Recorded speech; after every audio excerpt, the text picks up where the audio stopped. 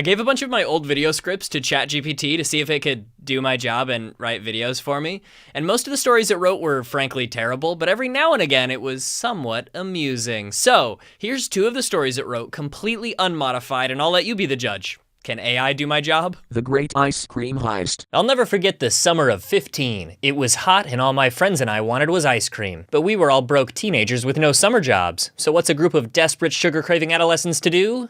Plan the greatest ice cream heist of all time, of course. Now, in our small town, there was a quaint ice cream shop run by a sweet old couple, Mr. and Mrs. Johnson. Their ice cream was legendary, and it was all we could think about. We needed a plan, a foolproof way to get our hands on some of that sweet, sweet, ice-cold goodness. Enter Jake, the mastermind of our group. He devised a plan so intricate and cunning it could only be the work of a teenage sugar addict. The plan was simple. Distract Mr. and Mrs. Johnson while the rest of us grabbed as much ice cream as we could carry. So we put our plan into action. Jake, being the smooth talker he was, struck up a conversation with the Johnsons about their secret ice cream recipe. Meanwhile, the rest of us, armed with our backpacks, snuck behind the counter. Luckily, Mr. and Mrs. Johnson were blind. I swear, we moved like ninjas, silent and swift. We filled our bags with tubs of ice cream, our hearts pounding with adrenaline. We couldn't believe it was working. We were actually gonna pull it off. Suddenly, the door to the shop swung open, and who walked in but the town sheriff? We froze, the ice cream tubs still in our hands. Jake, ever the quick thinker, gestured for us to hide. Only a genius could think of that. We scrambled to the storage room, our hearts now pounding for a different reason. The sheriff sauntered up to the counter, exchanging pleasantries with the Johnsons. To our horror, he ordered a large scoop of the very flavor we had just swiped. Mrs. Johnson, bless her heart, started searching for the tub, her confusion growing as she realized it was missing. Jake, sensing our imminent doom, decided it was time for a Hail Mary. He whipped out his phone, pretending to receive a call. "What's that? A robbery at the bank? I'll be right there," he proclaimed, hanging up and informing the sheriff of the urgent situation. A robbery? Quick, call an unemployed teen. The sheriff, not one to shirk his duty, raced out of the shop, sirens blaring.